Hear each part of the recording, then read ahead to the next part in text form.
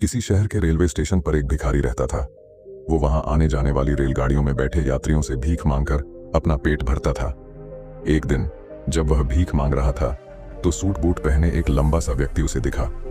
उसने सोचा कि यह व्यक्ति बहुत अमीर लगता है, इससे भीख मांगने पर यह मुझे जरूर अच्छे पैसे देगा। वह उस लंबे व्यक्ति से भीख मांगने लगा। भिखारी को देखकर उस लंबे व्यक्ति ने कहा, तुम हमेशा मांगते ही रहते हो, क्या कभी किसी को कुछ देते भी हो? भिखारी बोला, साहब मैं तो भिखारी हूं, हमेशा लोगों से मांगता ही रहता हूं, मेरी इतनी औकात कहां कि किसी को कुछ दे सकूं। लंबा व्यक्ति बोला, जब किसी को कुछ दे नहीं सकते तो तुम्हें मांगने का भी कोई हक नहीं है। मैं एक व्यापारी हूं और लेन देन में ही विश्वास करता हूं। अगर तुम्हारे पास मुझे कुछ देने को हो तभी मैं तुम्हें बदले में कुछ दे सकता हूं।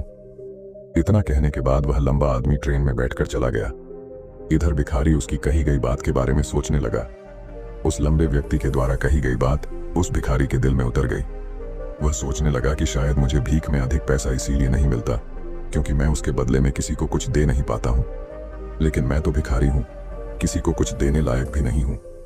लेकिन कब तक मैं लोगों को बिना कुछ दिए केवल मांगता ही रहूंगा? बहुत सोचने के बाद उस भिखारी ने निर्णय किया कि जो भी व्यक्ति उसे भीख देगा उसके बदले में वह भी उस व्यक्ति को कुछ जरूर देगा। लेकिन अब उसके दिमाग में यह प्रश्न चल रहा था कि वह खुद भिखारी है तो भीख के बदले में वह दूसरों को क्या दे सकता है। इस बात को सोचते हुए 2 दिन हो गए लेकिन उसे अपने प्रश्न का कोई उत्तर नहीं मिला था। तीसरे दिन जब वह स्टेशन के पास बैठा हुआ था तभी उसकी नजर कुछ फूलों पर पड़ी जो स्टेशन के आसपास के पौधों पर खिल रहे थे। उसने सोचा, क्यों ना मैं लोगों को भीख के बदले कुछ फूल दे दिया करूं। उसको अपना यह विचार अच्छा लगा और उसने वहां से कुछ फूल तोड़ लिए। अब वह ट्रेन में भीख मांगने पहुंचा। अब जब भी कोई उसे भीख देता तो उसके बदले में वह भीख देने वाले को कुछ फूल दे देता। उन फूलों को लोग खुश होकर अपने पास रख लेते थे। अब भिखारी रोज फूल तोड़ता और भीख के बदले में उन फूलों को लोगों में बांट देता था। कुछ ही दिनों में उसने महसूस किया कि अब उसे बहुत अधिक लोग भीख देने लगे हैं। वह स्टेशन के पास के सभी फूलों को तोड़ लाता था। जब तक उसके पास फूल रहते थे तब तक उसे बहुत से लोग भीख देते थे।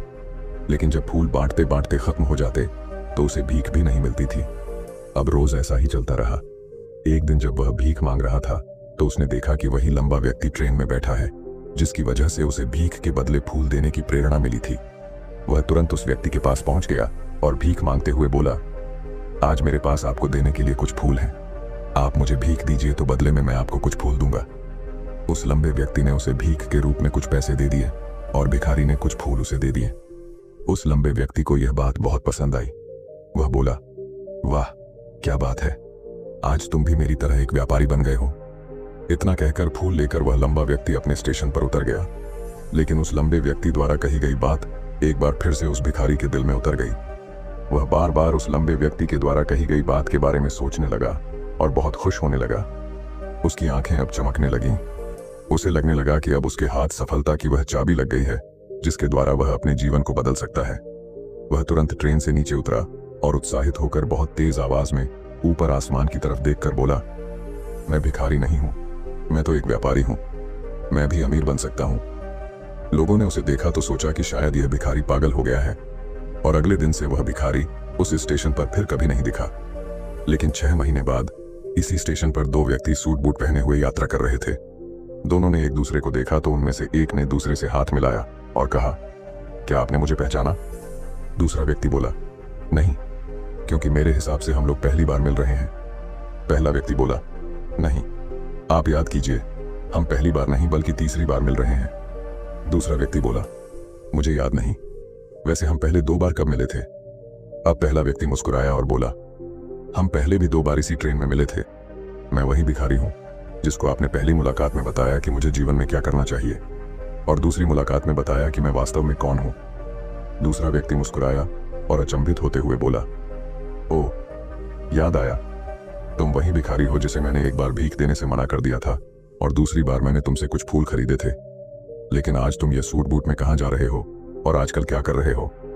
तब पहला व्यक्ति बोला, हाँ, मैं वही भिखारी हूं, लेकिन आज मैं फूलों का एक बहुत बड़ा व्यापारी हूं और इसी व्यापार के काम से ही दूसरे शहर जा रहा हूं।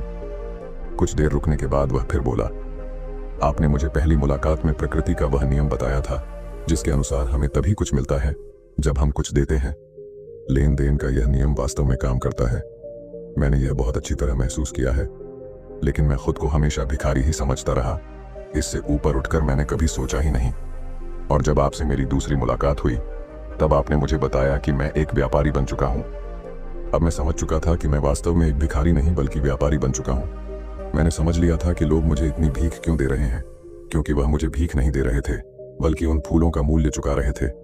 सभी लोग मेरे फूल खरीद रहे थे, क्योंकि इससे सस्ते फूल उन्हें कहाँ मिलते। मैं लोगों की नज़रों में एक छोटा व्यापारी था, लेकिन मैं अपनी नज़रों में एक भिखारी ही था। आपके बताने पर मुझे समझ आ गया कि मैं एक छोटा व्यापारी हूँ। मैंने ट्रेन में फूल बांटने से जो पैसे इकट्ठे किए थे, उनसे बहुत से फूल खरीदे और फूलों का व्यापारी बन गया। यहाँ के लोगों को फूल बहुत पसंद है, और उनकी इसी पसंद ने मुझे आज फूलों का एक बहुत बड़ा व्यापारी बना दिया। दोनों व्यापारी अब खुश थे और स्टेशन आने पर साथ उतरे और अपने अपने व्यापार की बात करते हुए आगे बढ़ गए। दोस्तों, इस कहानी से हमें बहुत कुछ सीखने को मिलता है। कहानी में लंबा व्यापारी गिव एंड टेक के नियम को बहुत अच्छी तरह जानता था। दुनिया के सभी बड़े व्यापारी इसी जीवन के नियम का उपयोग करके सफल हुए हैं। इस फॉर्मूले को उसने भिखारी को भी बताया। भिखारी ने इस प्राकृतिक नियम को अपना लिया और इसका असर उसके जीवन में साफ दिखाई देने लगा। उसने अपनी सोच बदली और उसकी जिंदगी बदल गई। यह कहानी हमें बताती है कि हम यदि अपनी सोच बदल लें तो कुछ भी हासिल किया जा सकता है। यदि हम खुद को छोटा समझते रहेंगे तो हम हमेशा छोटे ही बने रहेंगे। बड़ा बनने के लिए हमें अपनी सोच को बदलना होगा और खुद के बारे में बड़ा सोचना होगा। कहानी का सार यह है कि सफलता आपकी सोच में छुपी होती है।